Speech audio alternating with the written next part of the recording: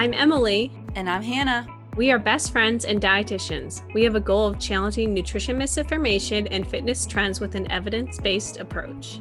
Each episode, we will dish up our thoughts about the latest facts on a popular health-related topic. We're the Up-Beet Dietitians.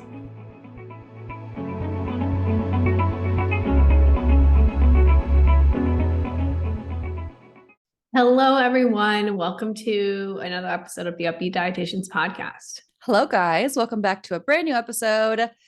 Today, we are talking about breaking news. We're staying on trend today, which I feel like we are pretty good about, but I don't want to get sidetracked today as much as we can avoid it because we have a lot to talk about.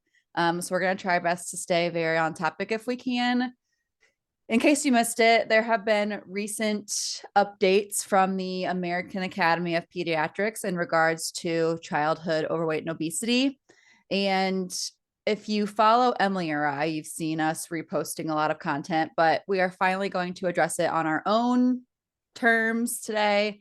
We're going to go over what these very problematic guidelines say, what makes them problematic, and kind of just talk about them and why we think that they're actually going to be doing a lot more harm than good. I'm excited for today, and I agree we have to stay on track because this could probably be like a 3-hour episode, and we're not going to do that to you guys. I mean, unless you want a part 2, because I have made That's true. The outline, and I literally feel like I could not finish it. I could have just kept going with things I wanted to add to it. But okay, let's get right in because like we said, we got to stay on track today. So they just made this, cut that out. Gosh, words. So the AAP, which we'll talk about, we'll abbreviate today as the AAP, the American Academy of Pediatrics. They just posted these guidelines a week ago. And the last time they were updated was about 15 years ago. So it's been a while and it was much needed, but unfortunately they did it all wrong. They are advising pediatricians and other primary health care providers to offer treatment options early and at the highest available intensity for kids as young as 2 who are struggling with overweight and obesity, which they are defining by BMI, which we have a whole episode on why BMI is problematic, and we'll explain it more today. But right off the bat, these guidelines, which by the way is 100 pages, you can get the PDF. We can even link it for you guys if you want to read it yourselves. The 100-page guideline starts with the list of authors, almost all of whom are MDs or public health professionals. No dietitians, no mental health professionals, at least not in the author section. They do address eating disorders and disordered eating in the guidelines, as we'll address later in this podcast episode, but there appears to be no input at all from eating disorder specialists. That's the very first red flag right off the bat. Yeah. Can we talk? No, I was going to say, I just want, you know what? I'll give you a read. I would like a read section that you just said where they're expecting pediatricians to start making weight loss recommendations for 2-year-olds. 2-year-olds. We are going to already dive into that more, but second red flag. We could have a red flag tally today. Okay. We're on number 2 already. No eating disorder specialist input. Even if they mention it, the way it reads, it does not have an eating disorder specialist. Number 2 red flag, no dietitian with any of the authors, and there are a lot of dietitians in the research space, so they couldn't have had one on. Third red flag, they said pediatricians are expected to make weight loss recommendations for 2-year-olds. So we got so far. Ooh, fourth one, they're using BMI as a classification of there when we go. you should be getting these recommendations or guideline pushed upon you, which is a good segue. So what do the guidelines even say? So they talk about obesity as a disease, which we're going to do a whole episode on in the future because that could be a 2-hour conversation as well. But basically, the big takeaway is the pharmacotherapy or medications that can be pushed upon kids, and weight loss surgery, aka bariatric surgery, is also recommended for a certain age group, as we'll describe. So again, it's 100 pages to talk about obesity as a disease. They do discuss disordered eating and eating disorders, but they basically say it doesn't matter. We'll get to it. And then they kind of like at the end ish, like wrap up by saying, here's what to do if you see patients that have overweight and obesity, which is a disease according to them.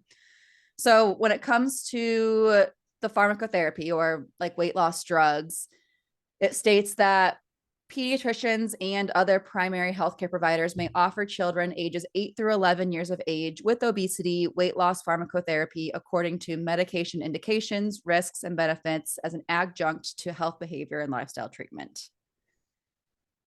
So I'm someone who has worked in a space where weight loss meds have been prescribed, so I know far too much about them, unfortunately, but it is out of our scope to really address like the side effects and things like that. But they have a lot of side effects and these children can't consent to taking them. So it's all on the parents to make the choice if their 8-year-old should be taking some phentermine or not. Which is scary. Yeah. It's also up to the doctor too. Like maybe there are some doctors who are seeing these guidelines and they're like, absolutely not. But there's plenty I know for a fact that are like, finally, we can now prescribe these 8-year-olds some Topamax. Oh, I'm saving my comments for our problematic portion of this because there's already so many red flags. Yeah. Well, I'll quickly explain the bariatric surgery part too. So along with meds, the doctors, pediatricians, whoever can also recommend bariatric surgery and they're encouraged to do so. The guidelines say that pediatricians and other primary health providers should offer a referral for adolescents 13 years and older with severe obesity, which is classified by BMI, for evaluation from metabolic and bariatric surgery to local or regional comprehensive multidisciplinary pediatric metabolic and bariatric surgery centers. So basically they're saying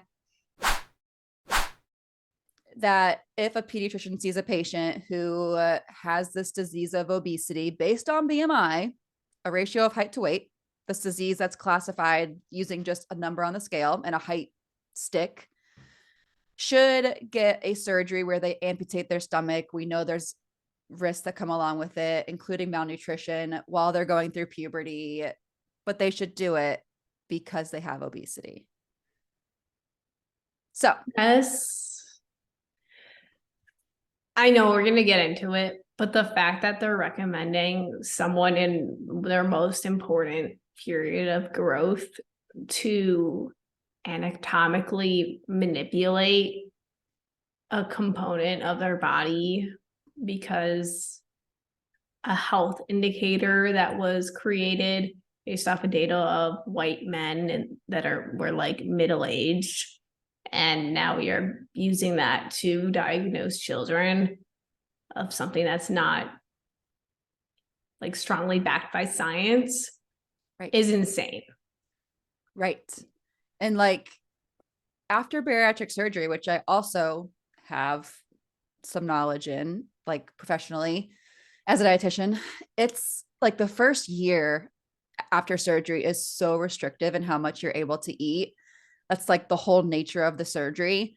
And if your body is like still growing, like I just can't imagine what the outcomes would be if you're eating 2 ounces of food at every single meal. And we'll get to this too. Gosh, we're going to go through a lot today. But after surgery too, there's also a vitamin protocol where you have to take a certain spectrum of vitamins because you're not able to eat enough nutrients through food because of the nature of the surgery. And I see a ton of adults who can barely maintain that protocol because it is like for the rest of your life taking vitamins, and that's really hard to do. So how are we expecting like a 13-year-old to follow this protocol where if they don't follow it, their risk of malnutrition is like through the roof because they're also growing? I like am so frazzled. It's so bad. It's so bad because we both see a lot of like weight loss being pushed on children. And now that there's like a professional organization basically saying like, yeah, by the way, keep doing that, and also Right. give them meds and make them go through an invasive surgery. Right. Like they're saying all this, even though we have so much evidence to support that like this doesn't work. Like these weight loss attempts fail most of the time, 97% of the time. So why are we still pushing this? And that's so funny because they literally address it. I don't want to get there yet, but they like literally are trying to co-opt like the Hays intuitive eating, non-diet messaging and like spin it so it's like in their own terms. So that way someone who maybe doesn't quite know as much as maybe we know about like Hays and intuitive eating and all of that, who can like see the bullshit like right through it. Someone who doesn't maybe know as much or doesn't quite fully understand all of that wouldn't see that language as problematic. And someone who like believes that their doctors have their best interest in mind. Which I definitely did until I started working in healthcare. Say it literally, once you work in healthcare, it's like, oh wow, yeah. This is not great here. But yeah, even like not even from a weight loss standpoint, people value doctors' opinions in every regard. Oh yeah. To a fault. And I can say like I'm like thinking of like my friends growing up who are like in larger bodies, and like if they had to do something like this, I'm like, I already know what the relationship with food like is now, and they weren't being pushed meds, but like it's very scary to think of like kids going to be dealing with it now who don't know any better, and like potentially will have a lot of mental health issues going forward after. Right. And like with the surgery, especially, like we see a lot of transfer addiction where you can't use food to cope anymore. So you turn to drugs and alcohol. Mental health disorders tend to rise after surgery. And like this is a lifelong surgery where like it doesn't just like go away. Certain types you can undo, reverse the surgery, but for the most part, like when you get a gastric sleeve, like you're probably going to have that for the rest of your life. And so like if you're 13 years old and you get it out of like because your parents made you basically, or you just didn't fully understand what you were agreeing to at the age of 13, when you're like in your 30s 40s you still could be affected by that surgery that you had when you were 12. Yeah, exactly. But I want to get into more structured problems with the guidelines. So very first thing they do, of course, is to describe like what obesity is. And their whole shtick, like the whole weight loss industry shtick, is that obesity is a disease. And like I said, we're going to do a whole episode on it. So we won't go a whole lot into it. I say that even though I'm really fired up about it. I really want to talk about it a lot more. But obesity as a disease is diagnosed using BMI, which we've discussed in a whole episode, how BMI is very stupid and pointless and doesn't actually tell us anything about the human body. And you can't like come down with obesity. It can't be cured. It does not meet any of the criteria of a disease. And having a body of a certain size is not the same thing as having a health condition with actual identifiable like symptomology. It's just that's just not how it works. Like when you diagnose diabetes, you have like an A1C based on like your blood sugars over 3 months. When you diagnose like hypertension, it's your blood pressure. With obesity, we're using BMI, which is literally a ratio of height to weight.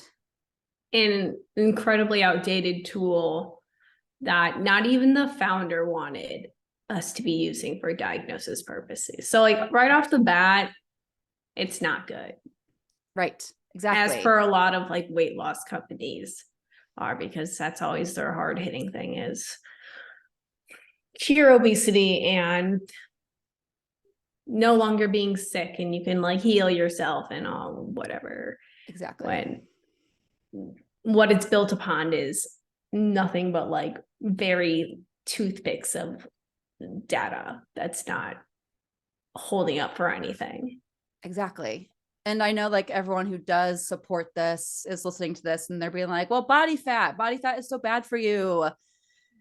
We don't really know for sure, like at what level body fat is pathological, like when it leads to problems. Every single person's so different. And so we can't say at like 20% body fat, that's when your obesity is a disease. Like we can't even know for sure. Plus, they don't even use body fat percentage as a diagnostic tool anyway. That Like would already be more advanced than what it is. exactly, Now. but they don't even go that far. They haven't even figured that out. They just say like, oh, your BMI is 30 because of the ratio of your height to weight. You're obese. You have a You disease. weigh, Your body is a problem. yeah, you like way too much for how tall you are. Sorry, you're Yeah, exactly. sucks for you. That's yeah. So they have a lot to benefit from though by calling it a disease. And when I say they, I mean like the pharmaceutical industry, the bariatric surgery industries. The ones who are calling obesity a disease are the ones who have the most to gain from it. I have a whole list here. So I have a list of like who benefits from this List being them called a off. disease. Oh my gosh, I'm like getting all fired up. I feel like I'm going to talk for hours. Okay. So first of all, scientists who are involved in like weight research are able to get more grants when obesity is a disease because it's a scary epidemic. Like we should be focused on this. It's terrible for the world. Everyone's dying because of it. So they get more grant money to do their research, which then goes on to prove, quote unquote, that obesity is a disease. Governmental agencies, health agencies have powerful rationale for increasing their program and budget allocations. They're able to say, obesity is a public health issue we should be very worried about. We need more money to stop this. And then the big two, in my opinion, are weight loss companies and surgeons. They're able to have their services covered by Medicare and health insurance providers because it's a disease, an epidemic. If it wasn't, it'd be way less likely to be covered. And then, of course, pharmaceutical companies can justify the release of new drugs as well as like really pushing for the ones that are already out there. And they get a lot of money. Like drugs are very expensive. Like they get a lot of money by pushing this out there. And then insurance is covering it. So more being prescribed because it's to prevent or treat obesity as a disease. Yeah. And when it comes down to it, it's about money. That's what a lot of this is about, unfortunately. Exactly. Like, why else would they call it a disease? Like, it's all for money. It's all for money. That's the only way anyone benefits from it. It doesn't make someone feel better. It's not like a mental health thing where if you tell someone their body is a disease, that's like helpful for them. Yeah, that's no. No, it's about money, which is actually one of our points. Like when you tell a child, which is what we're talking about today, that their body is wrong, their body disease, their body should not exist as it is. This is obviously going to lead to problems down the road as they develop and they think about how their doctor told them when they were 8 in the doctor's office how bad their body was and how wrong it is. Yeah. That's one of the most, kids are so easily influenced and vulnerable, and it's basically setting them up for like dysfunctional eating because they were told something was wrong with their body. And especially if their parents are already pushing that on them, which a lot of parents do push that on their kids, like you need to start Weight Watchers or you need to start whatever diet it is with me. Now that like they'll look back and like be like, if like with the bariatric surgery example, like they'll look back and be like, oh my gosh, I like, even at the youngest age, like when kids should not be to care about like what their body looks like and how many calories are in foods and limiting how many calories they eat for X amount of time to recover from a very surgery or to keep up with their medications to shrink their body. That's not something that should be anywhere on their agenda or priority list. Like learning math and developing social skills and figuring out who they are as a person, this has like no business being there.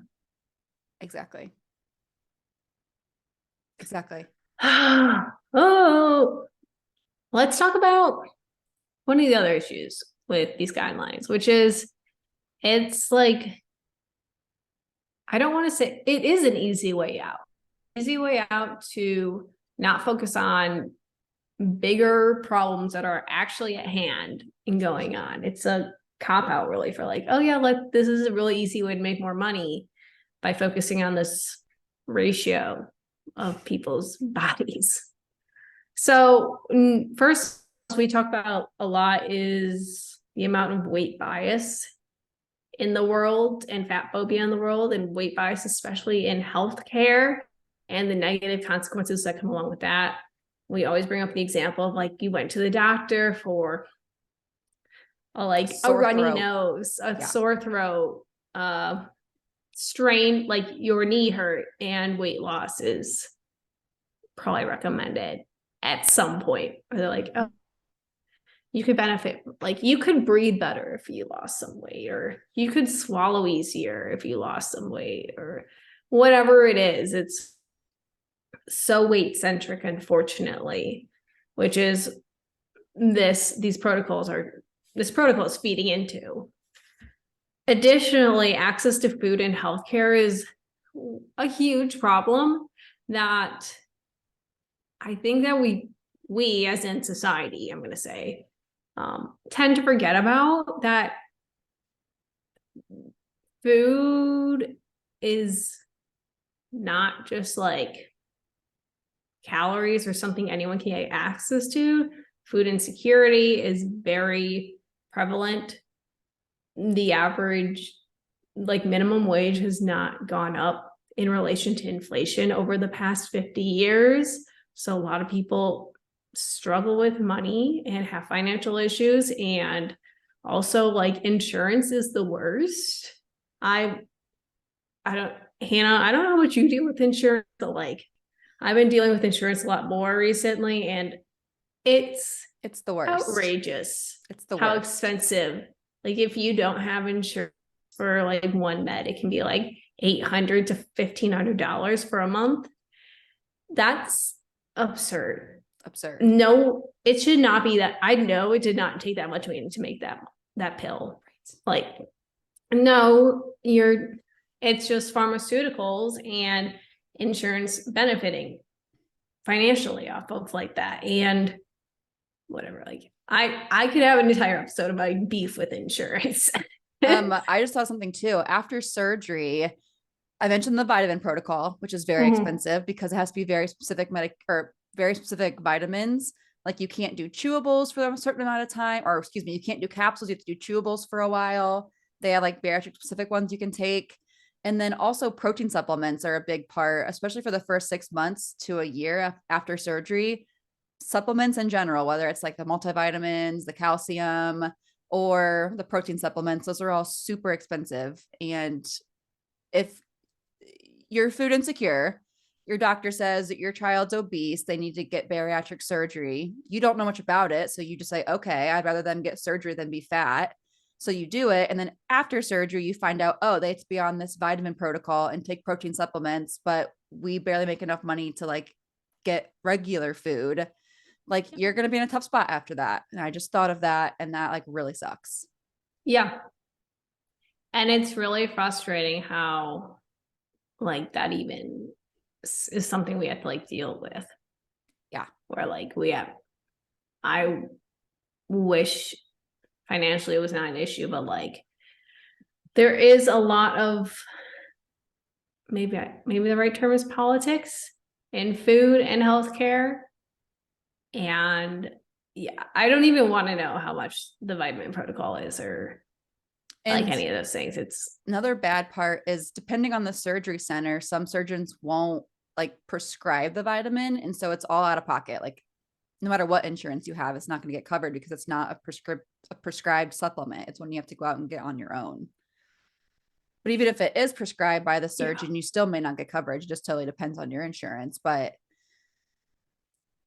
like you're taking vitamins forever, which not only is that hard to do as a kid, especially, but it can also be very expensive. And that's just an added thing you have to add every month, which is tough if you are food insecure. Also, not all insurances even pay for the surgery. Like sometimes it's self-pay to get the surgery, and that's tens of thousands of dollars. which is insane. I don't even know what it is for kids. Like I've seen in adults a lot of different scenarios where some pay for it, some don't. But for kids, I have no idea like how insurance is going to go about like covering that. And they can probably make up whatever they want because Oh yeah. no one's really done it. Because now that there are official guidelines, they can kind of spin it however they want. And like there's also guidelines currently for adults at like how often they should see their dietitian, how often they should see their surgeon, they should get labs a certain amount of times. Like, are those existing for kids at this point? Or are we going to like just play it by ear, let these 13-year-olds get surgery and then just like see how it goes? Yeah. Like the surgery's been around for a long time for adults. So there have been guidelines developed. Not that it still is a great thing, but at least there's guidelines for kids. What is there besides just this recommendation now that your PCP should be telling you to do it if you're obese? Yeah. So there are also other issues at hand too that we're ignoring, like unsafe environments for physical activity. Not everyone lives at a place where physical activity can happen. And they mention in the guidelines frequently that like meds and surgery are meant to be done in conjunction with, of course, like a healthy lifestyle and family support and with physical activity. And that's all fine and dandy, but like who has all of those things guaranteed? I was going to say them? families. So like, yeah, that's no, if your that's mom, a big privilege to have. right? Like if your mom just hates that they have a fat child, like they're not going to support you after surgery. They're just going to be glad that you got it. So you're not their fat child anymore. Yeah. Ah, it's so bad. And God. Anyone can have kids. So that's just scary. Yeah. We should be working on that. We should. Well, anyway, that's a different topic. Something else that's another really big issue at hand that just focusing on saying obesity is a disease distracts from is like lack of education in cooking and nutrition as any part of curriculum, like in school. But also, I feel like we should throw in like budgeting and like almost like consumer ed, but for like basic life components, especially with like managing food and stuff like that. I don't really know much. Like, I think I took maybe one home ec class, and I grew up in a very privileged area. Yeah. I remember vividly taking like a class, and it was so bad. The lady was like saying like carbs are bad, and all we like really learned was what different colors of fruits and vegetables equate to in terms of like the nutrients they offer, like what antioxidants you get, which is like fine and dandy. Like, yeah, obviously it's good to get fruits and vegetables, and that's why, but how does that translate into why is a kid going to be like, I need my antioxidant? Right. I need my beta carotene. I need carrots right now. Yeah. Like that doesn't teach you like how to grocery shop or budget, like you said, so you can get your groceries. No. More like why it's important to eat carbs or like protein, like basics. Right. Instead of people demonizing them, like carbs are bad. I love that. I doubt they had any nutrition background. I was just going to say, I know it was taught by someone who did not have any background in nutrition. It was just a teacher, which teachers are great, but they have no training in nutrition for the most part. No.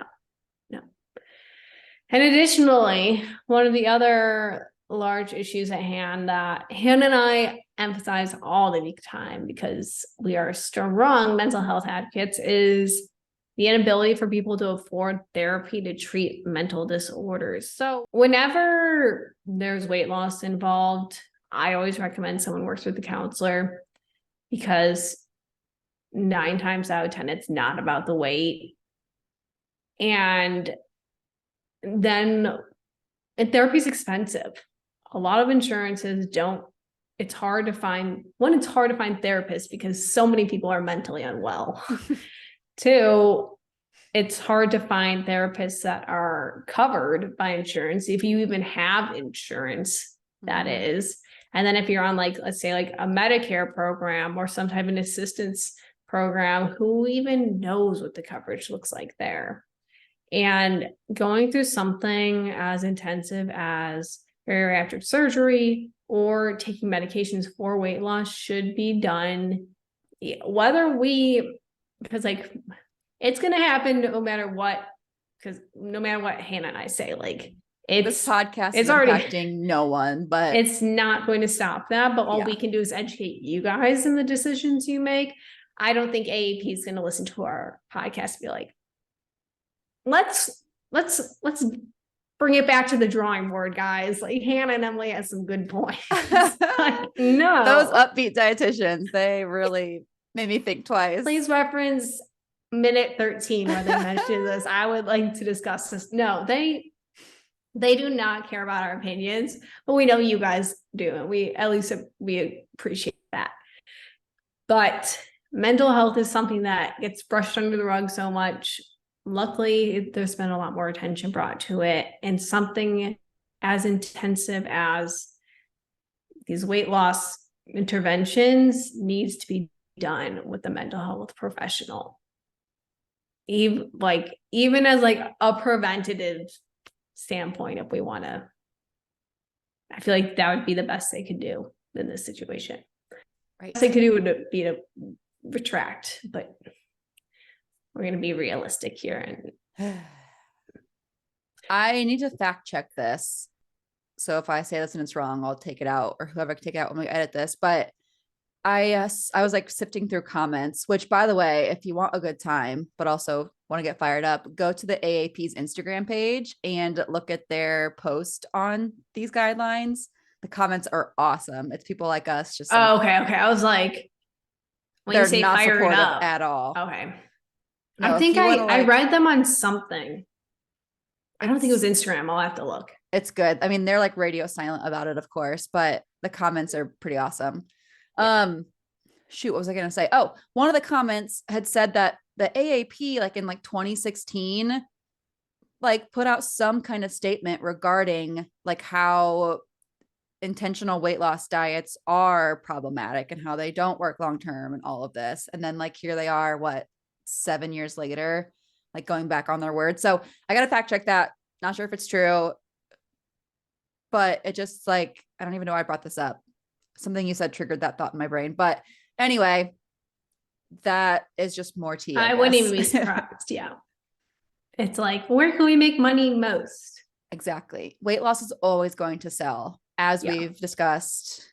Even just by classifying obesity as a disease is what makes weight loss sell. But there's a lot of other reasons too. Yeah. Yeah. So that's that's the obesity as a disease part. Like well, I guess we kind of covered that, and then also covered like other reasons why these guidelines are problematic. Our next one obviously has to be about eating disorders. Yeah. We're going to have a whole section on this. Like obviously. And they do mention it. I put in our outline. Let me read giant section. I'll read it. You talk, I'll read it. There's a lot to say, and it's great that you even cover it in the first place. Like, great. Kudos for even bringing it up. Some weight loss programs, diet guidelines, whatever, wouldn't even talk about eating disorders. So it's good they brought it up, but there's just a lot of reasons why what they say is problematic. First of all, they say that pediatricians should be knowledgeable about the signs of eating disorders, but in my experience as a healthcare worker, many are not. No. Like, absolutely not. In fact, they are the ones who are promoting disordered eating habits. I've seen this literally on a daily basis. One of the big things they say in the guidelines to assess for these eating disorders is rapid weight loss. First of all, eating disorders can occur in many bodies, even those who are not losing weight. Mm-hmm. You are promoting weight loss. So if someone's losing weight, you're going to probably congratulate them, not say, oh, I see you're losing weight. Something must be wrong. Like, no, they just had bariatric surgery and they have an eating disorder. They're probably going to be losing weight. So if they're coming to you for weight management and losing weight, that's not going to be a telltale sign for you. The guidelines do list things like racism, the social determinants of health, socioeconomic factors, weight bias, disordered eating, all things that should be considered, but they still go on to recommend these harmful measures that be taken. Like you It's can't, like they're like name dropping and say like, guys, yes, we like thought about this. exactly. And then they completely ignored. Exactly. And I want to find the quote in the little thing here. Where is it? We'll cut this out if I'm just like lingering too long. Oh, here it is. Okay. So on part B, Emily, if you're following me, where is it? I see Okay. it. I see where you're, yeah. I'm at the bottom of the second one. So I see what So you're it saying. says, in the field of pediatric nutrition and the treatment of both obesity and eating disorders, concerns have been raised as to whether the diagnosis and treatment of obesity may inadvertently place excess attention on eating habits, body shape, and body size, and lead to disordered eating patterns as children grow into adulthood. Here's the kicker. They say the literature refutes this relationship, however. I saw that. What? Okay. And they go on to explain like what one singular study says that Yeah. refutes, Literally one study. even though we have oogles and boogles, I don't know how many, I guess a lot of studies. An overwhelming amount of studies saying quite the opposite. Exactly. So they're literally they say, yes, we understand that it could inadvertently place attention on body shape and body size and lead to disordered eating, but it's just not true. Which like literally that's what the main thing driving this is, the attention on body shape and body size. That's like you're bringing you're it already up. We didn't bring it up. You're bringing it up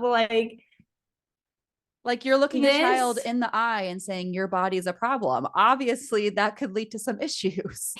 Yes. I read through it and it's a whole lot of nothing. They're like trying they're name dropping, like you said. It's like an essay where you get points for bringing up like certain, like I'm thinking of like A-Push when like the more like famous people you said, the more points you get. It's like, that's what I'm thinking. Like, oh yeah, like people are talking about like racism and healthcare and healthism and eating disorders, guys. We have to mention that. Someone's like, oh yeah. Oh, but by the way, this like rules all those issues. Like, no. Something I love that I read an article from someone like on our side of this. They said there's no such thing as non-stigmatizing care for obesity because the concept of obesity is rooted in size and the treatment is changing size. So like to say it's like, we're not fat phobic. Like this isn't weight bias. It literally is in the you're definition focusing of what on the you're ratio. doing. You're literally focusing on the ratio of someone's height to weight. And that's all they're focusing on. And like you're saying their body's a problem. Yeah. Like, let's change this ratio, basically. I'm like, it would be it wouldn't be a different story. It would still be the same story. But I know we've already said this, but like it's literally just height to weight. It's not body fat percentage. It's not comorbidities. Like it's literally just you weigh this much and your height is this much, and that's bad. You should get bariatric surgery. Yeah. Oh, also you're 13 years old and in high school, middle school, and trying to navigate puberty. Yeah. Do we have a section? Okay, I don't think we have a section. I'll bring it later. It'll come to me. But it's there's already like eating disorders had the highest mortality rate. Oh yeah, we skipped ahead of all that. We like went right into the so that's okay. That's the same. Let's get back.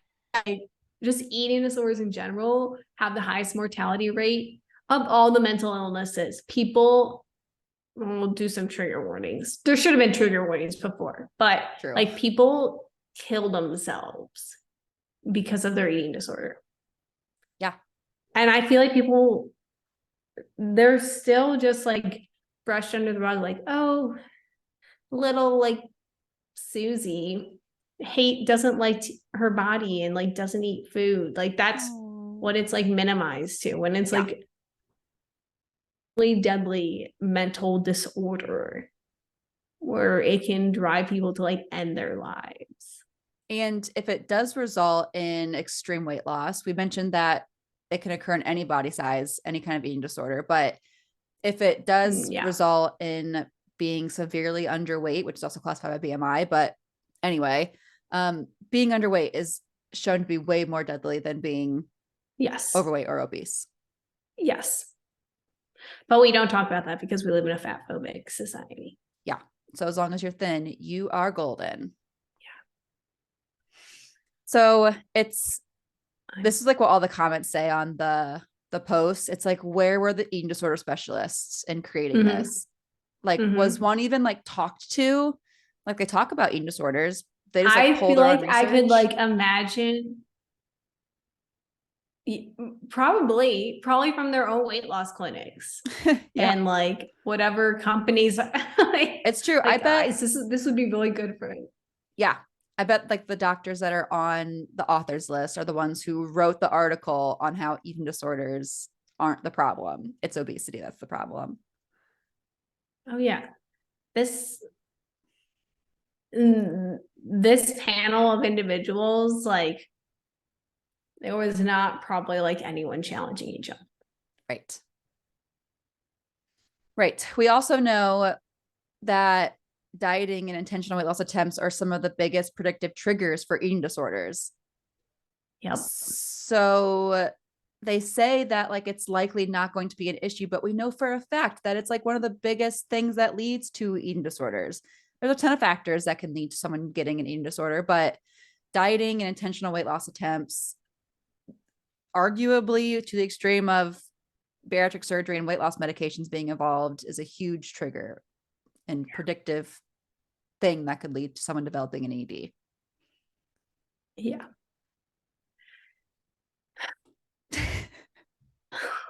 It's exhausting being like, we are literally going to have jobs forever.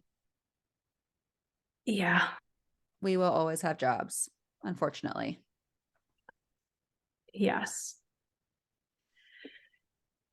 Let's move on. I don't know. I don't know what else to say about eating disorders. Like besides like they are setting children up to develop eating disorders. Yeah. I got a lot of it. DMs. I got a lot of DMs from parents who are like, I'm literally scared to take my kids to the doctor now because I know like what can happen. Well, good for those parents. That's what I'm like. Yeah, good. That's good that you're even thinking about it. Like, yeah, it's good that your kid has a protective parent like you versus ones who just don't even know any better, or they are intentionally like seeing it as a problem and making it worse. Yeah. Which, speaking of, it's a good segue into our next section. So the dynamic of parent-child relationships is also something that could become an issue more so from these guidelines. We've mentioned it a little bit, but these are kids, like these are minors. And so the parents are the ones who will ultimately decide if their child needs to take medications, go on a diet, have surgery, with the advice of a doctor who also doesn't know that child personally and who likely experiences or has been practicing in very weight-centric healthcare for a long time. So it's all they know is promoting weight loss on children and adults. And like, what does this do to a child's feeling of safety when like their guardian, the one they trust the most, depending on the dynamic, is like putting them through a stomach amputation because their body is a problem in their eyes? And in my mind, I'm just like thinking about this. No kid like is like, I want bariatric surgery, mom. Right. No, like they will either, the only way I can see that happening is one, another kid gets it and they like True. observe that.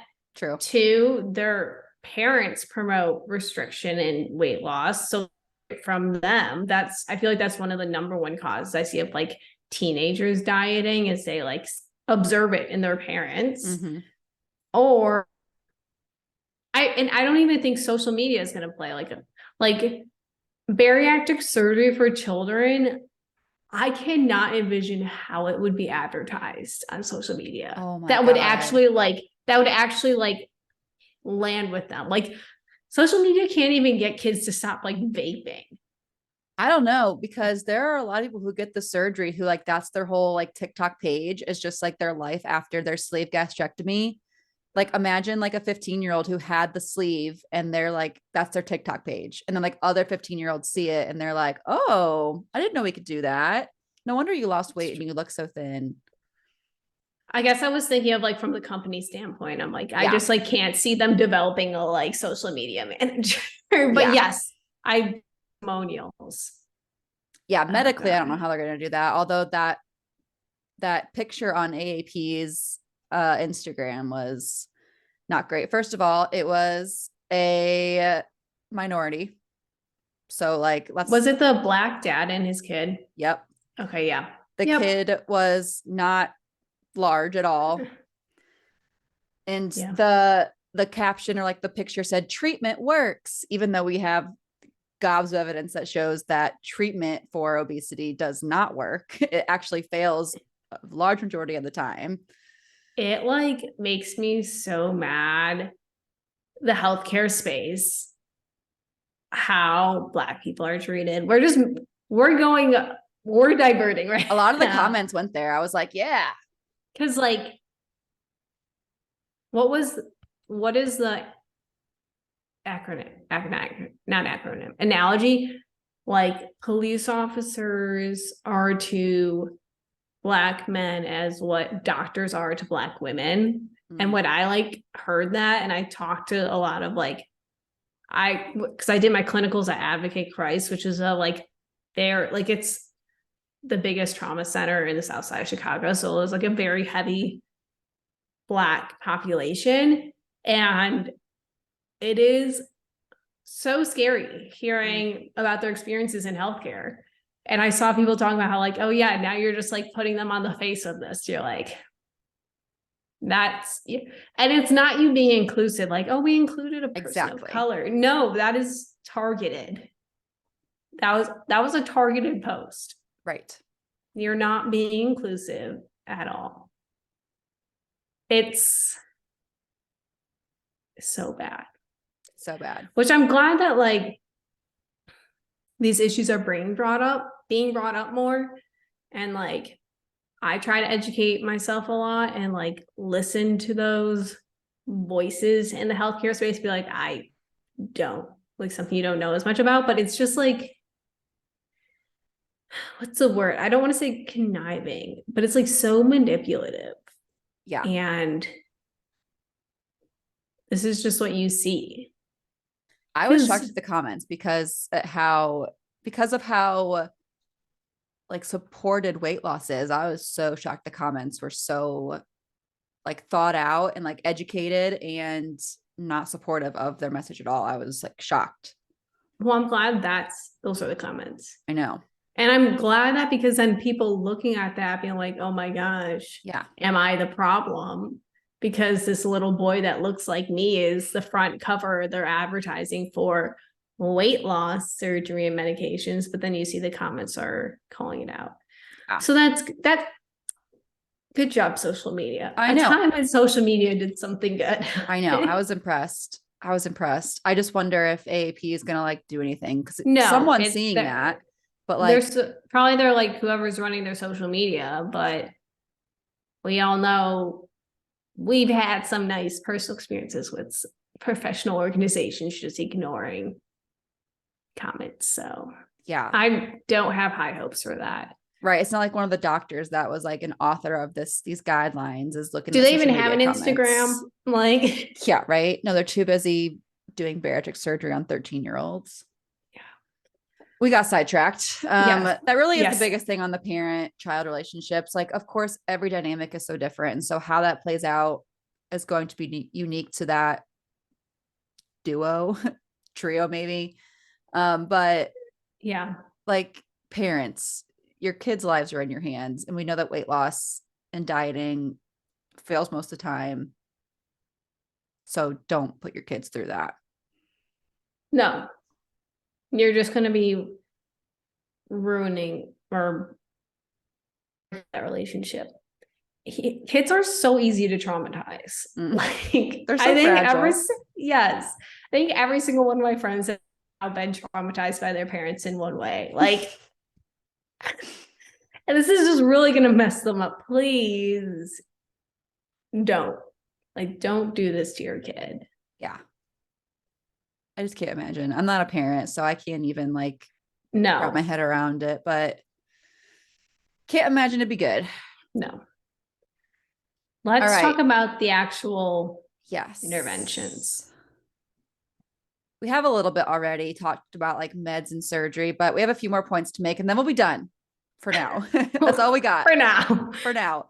Um, so with meds, the guidelines even state that, which my point here is that we don't know the long-term implications of weight loss meds on people who are developing.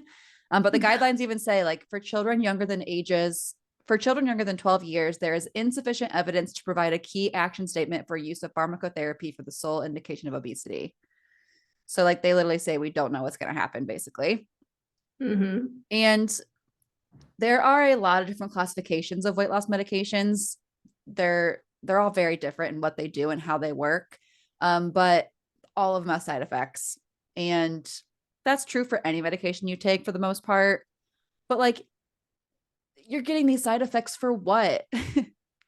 Like weight loss that might happen, and then you're going to just gain it back. Like your body's changing. You're trying to manipulate your body. Like you're going through all of this just to meet the ideal of someone that doesn't even know you. It's so No. that's the biggest thing on meds is we just don't know the long-term evidence. Like even with like adults that take these medications, these meds get like FDA approved rather quickly and they just want to be able to sell them. And so like what was the one? It was like starts with an M.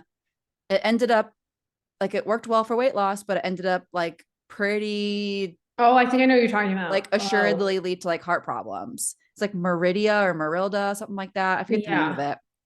It's off the market now because it like led to heart issues in almost everyone that took it because it wasn't studied long enough to know the long-term effects of it. So how can we know what's going to happen when a 12-year-old takes Topamax for 10 years of their life? Also, we know with these meds, which we haven't talked about these very often yet, or very much in detail. We should do a whole episode on meds themselves, but like the whole point of the med is to be a tool to help you navigate whatever your issue is, whether it's like appetite, which is the biggest reason. But then like once you get off the med, you don't have that appetite suppressant anymore and you're just back to normal. In fact, your appetite could even be increased because your weight went down. That often leads to our appetite increasing due to our body's biological response to dieting. And so it's tough to maintain any weight loss you saw from those medications when you're not on them anymore. And who wants to take Topamax for 30 years when all the side effects that come with it are not so glorious? And like kids don't want to take meds. I feel like that's also like back to like the whole vitamin thing too. Like you can barely get your kid to take a vitamin, like the multivitamin, like probably a Flintstones that tastes kind of good. Like imagine like an injectable, like absolutely which not. Like a lot of their body now relies on based off of this dramatic change they did to their body. Let's talk about the surgery because I feel like I can't even like fathom this happening. So I have so many children thoughts. like don't understand a lot of things. That's okay. You know, they're kids. I feel like just now at age 26, like I'm just now grasping what is happening, like what's going on. Like my frontal lobe just developed. Like I'm just now there. When I was 12 years old, I was worried about like what Lady Gaga's next new song was. Right. Or like, did I have enough of those silly bands on my arm? And like, what if the yellow one doesn't match the pink one? They can't understand what is about to happen in that surgery. It's just like, it's not going to make sense. Like, and like, how far into the future can kids really comprehend? Like, they don't understand what's going to happen 30 years from now because of the surgery they're getting right now at age 13. No. And they all consent to it. Like they're a minor. Brain is not fully developed. And it's not like a small surgery. It's pretty big. Yeah. I was reading a book recently. Oh, did I put it on here? Oh, I did. Okay. Bariatric surgery is one of the few surgeries that targets a healthy organ to cure a disease that isn't really a disease. Like maybe you have to get a heart surgery because you have a heart condition. That's like doing a surgery to fix an organ that has an issue. But like with bariatric surgery, you are targeting a healthy stomach and small intestine and like creating a problem. You're paying a lot of money, or insurance is paying a lot of money to go in there and create an issue, which is bad enough for adults. But in children in the middle of puberty, we're going to permanently alter their anatomy based on a mathematical equation that was never even intended to be used in healthcare. Yeah, I didn't even think about that part where it's like literally like a healthy organ. It's a healthy organ. Like there's nothing wrong with the organ. It's not dead. It's not malfunctioning. But you're going to alter it so it doesn't work anymore. And you can't metabolize the nutrients from your food anymore properly, which is most important when you're at this age where you're growing.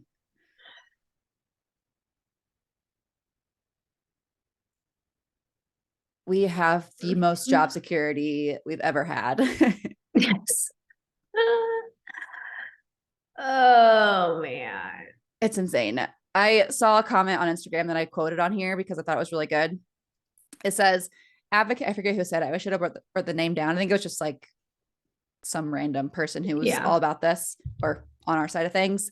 They said, advocating for the permanent alteration of a child's digestive tract so they'll appeal to your sense of aesthetics is the opposite of advocating for the well-being of children. I was like, yeah, snaps. Yes. Snaps. Retweet. Yes. Yes. That basically sums up the whole thing. It really does. I was like, that's a good one. I gotta write that down. Yeah. Wow. We love the comments were, I was so proud. That's what I'll go do after this. Yeah. It's frustrating because it's happening, but the comments bring some hope for society. Maybe 12-year-old kids will listen to our podcast, and when their parents bring up weight loss surgery, they'll be like, no. I think most of our demographic is adults, but maybe. Yeah. If you're a kid, let us know. Write us. Oh, we have comments now turned on for our posts. So you guys can now comment, whether you're a child or an adult. If you have thoughts on our episode, anyone can leave comments. Like the internet, anyone can comment. Yeah. Whether you're in your 80s or your teens, we want to hear your thoughts. Yes. Yeah. So should we wrap it up? So let's conclude. So unfortunately, this isn't new. The biggest new thing about this is just there's a professional organization like flat out saying, yes, you should prescribe weight loss medications and surgery to children. The guidelines are not helpful at all. This isn't helping anyone. Like Hannah said before, like you're just telling people things are wrong with their bodies. Like this isn't going to be good for mental health. This is not uplifting in any way. This is not empowering. This is not empowering anyone. I forget where they said it. I think it's like in the very beginning, like the authors say, like, we've worked so hard. People work tirelessly in weight management. And we've just really, all the best minds came together to create these guidelines. It's like, wow, congratulations for all of your hard work. What would we do without you? Like that's sad. Yeah. That this is what their best minds came up with. Right. I'm embarrassed for them. This is a roast now. This is a roast of the AP. Like this is the best you can do. Right. Good job, docs. I'm so glad you went to school for 10 years for this. Yeah. For telling kids they're fat and body shaming them because of it. Yeah. Creating more problems. Like, I don't like your body. Let me change it. It's crazy. So all we can do in these slightly scary times. I'm glad you bring this up. maybe you'll say this in your next breath, but I'm cutting you off. Apologies Okay. for that. I went to say this earlier. I write this down somewhere. I had a lot of comments when I posted like on my Instagram story, like what you guys wanted to hear about on this. And they said, like, what do we do? Yeah. Like, what do we do like as practitioners like us and also like parents? Like, what do we do? So let's answer that. So I think practitioners, we should challenge these guidelines and recommendations. No one is paying us to enforce them, luckily. God. Our job is not at risk if we don't follow these. So I feel like at the end of the day, we have to advocate for the patient. That's what I feel like our philosophy is very much. So both of ours, like Doctors you have to think should about be too, but whatever. Yeah.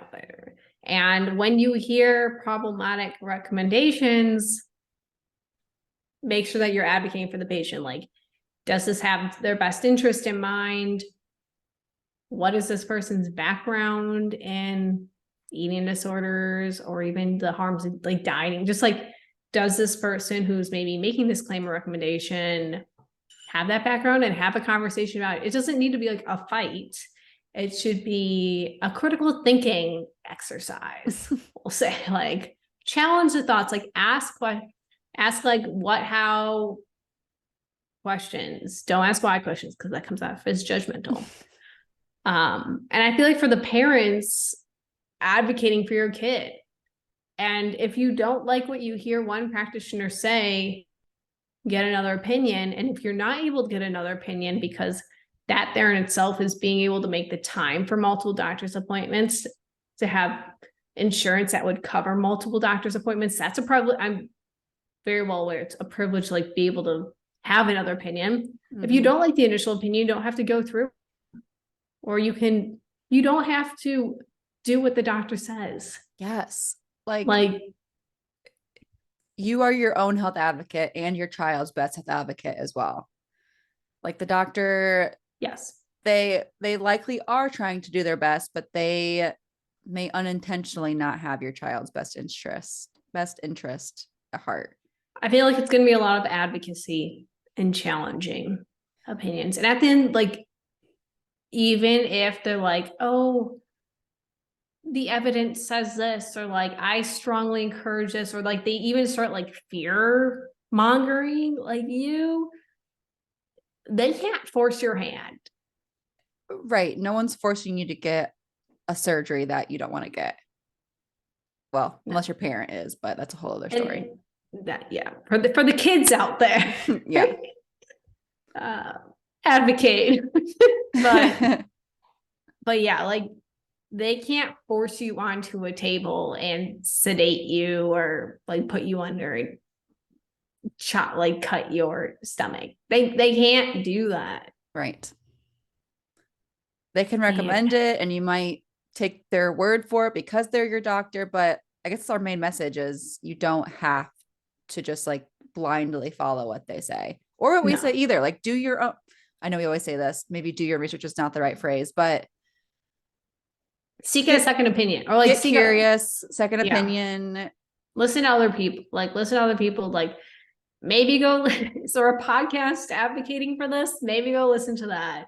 Well, I was just going to say like 3 years ago, I've been like, oh, cool. New guidelines. We're saving the children. This is so great. Like, I think that's how these doctors that made these guidelines are too. Like they just don't know the other side or they choose not to know the other side of it.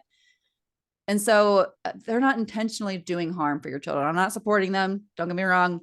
I'm on our side, not theirs. But like, it's just been weight-centric healthcare for so long that 75% of the field doesn't know any better. Yeah, this isn't surprising to us. But it's about to be like really harmful. Also, you can't have carbonation for life after surgery. So these kids will never get to have a sparkling wine or a beer. I was thinking of like breathing or something. I was like, what do you mean you can't have carbon? Carbon dioxide? I know. I was like, you can't breathe it out. Like, what are you going to like become metabolic? Like, acid? Like, are you going to experience like metabolic acidosis? Like, oh my gosh. Yeah, that's such a good point. I always forget that. No bubblies. No Which- more. I just saw our bonus question and I thought of that. Good segue. Yeah. But yeah, they don't ever get to experience like a soda ever again, or a beer, or sparkly water, champagne. Yeah. Champagne. Not that everyone follows that rule forever after surgery, but that's the guideline. That's the guideline, Mhm. which we don't follow blindly. No. No. Okay, let's do our bonus question because I need to pick me up. This episode made me Yes. sad.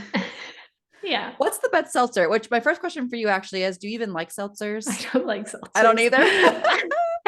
I use them to like make like mixed drinks and stuff, but I'm not a huge fan of like a LaCroix, just like straight. I don't think they taste great. No, have you seen the memes of like it's like a Skittle was like in a truck 2 miles away from the LaCroix? I love them so much. I'm like, oh, I could like smell it. Or Oh, like there's like a watermelon field next to me. Like I like rinsed a banana onto my LaCroix. Yeah, my answer was gonna be the hint waters I that do you like gave those. me. Yeah. But it's not a seltzer. I was paid by them at one point, but I promise this is not my paid opinion. I was not paid. Hannah liked them before she got paid. Yeah, so. that's why. And you guys should know this about me. I do not promote brands I don't like. I actually like hint water. Yeah. But theirs are not really seltzers though. They're not carbonated, but I know you don't like carbonation anyway. Yes. So this whole question is just a bust for us today, I guess. Yeah. I've tried a few different ones. The name. Yeah, the name LaCroix is fun. Yeah. I haven't ventured out too much though, because I just know I don't like them that much. Same. Okay.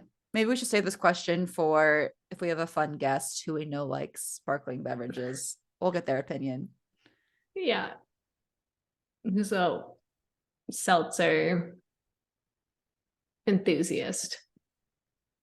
Why don't you guys let us know? Well, this question's for you guys. It's not for us. Let us know in the comments on this post on our website. What's the best seltzer? What's the best flavor too? Like if you like LaCroix, what's the best LaCroix? Yeah. I gotta know.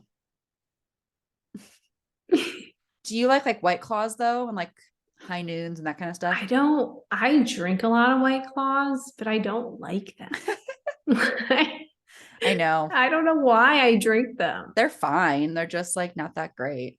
No, I think there was one seltzer I liked, and I'm blanking on no, I'm thinking Twisted Tea. That's not it's not a seltzer. Yeah. No. I'd rather have like a cocktail or wine. Oh, yeah. Something like that. Yeah. I'm definitely not a beer person. I mean, I don't drink a beer, but if I have more than one, I feel like I'm going to throw up. My stomach feels like it's like humongous. I have tried to convince myself to like beer just because of how convenient it is in social settings. And I cannot. For you, especially. Yeah. You've got a beer lover in your midst. I know. And I've tried probably every single one of his. And every time I'm like, it smells like beer bread. It doesn't taste like beer bread. It's like with a meal. I like to have beer with a meal. If I don't want to say I will tolerate beer if it's with a meal. Yeah. But drinking just 5 beers back to back makes me want to. That doesn't. I don't get it. I think they're all frauds. I don't think they actually like it. And beer's one of those things where, yeah, definitely. Where it's cool to drink a ton. Oh yeah. It's weirdly normalized. Which is a whole other conversation we've already had before, I think, on here. But yeah. I don't get how physically. I would feel like garbage if I had more than 2. No. Anyway. That was my at one point, and not disordered eating way. I would tell people, I'm it's not worth the carbs because you don't get drunk. Yeah. Way earlier in my drinking years, that was primarily the reason I was drinking, to become intoxicated. I'm yeah. What is this 4% alcohol that smells horrible and tastes horrible gonna do for me? I have to drink 8 to feel something.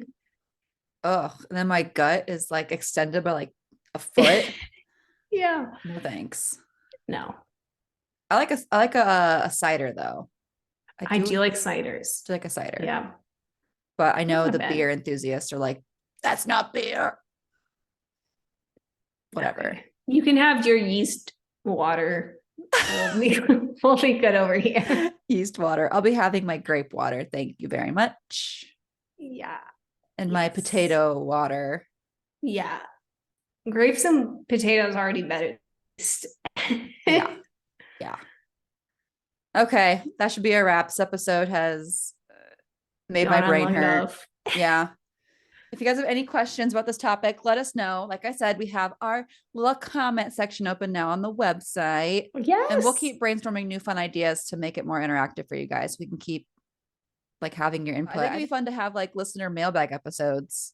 Like once Ooh. every 20 episodes, we do like a listener only thing. Mhm. I don't know. We'll keep brainstorming. But anyway, for now, the comments are open. Yes. And we want to hear from you. Yeah. What's your favorite seltzer? Yes. And also, what are your thoughts on childhood obesity? Very opposite topics. Yeah. Yeah. Well, thanks for tuning in today. We'll see you guys next week. Otherwise, have a good rest of your day and go advocate for yourself and all the children. Go children. Okay, bye. All right, bye. Thank you so much for tuning in on this episode of the Up-Beet Dietitians with your hosts, Emily Krause and Hannah Thompson. We appreciate you all so much for continuing to support us. In order to support us and sustain the success of this podcast, please subscribe and leave a rating and review. If you'd like to provide us feedback for future episodes and guest stars, follow us on Instagram at the Up-Beet Dietitians. Lastly, you can show us support by providing a monthly donation using the link at the end of our bio. Once again, thank you so much for listening today and stay tuned next Wednesday for a new episode. Until then, we hope you have a wonderful rest of your week.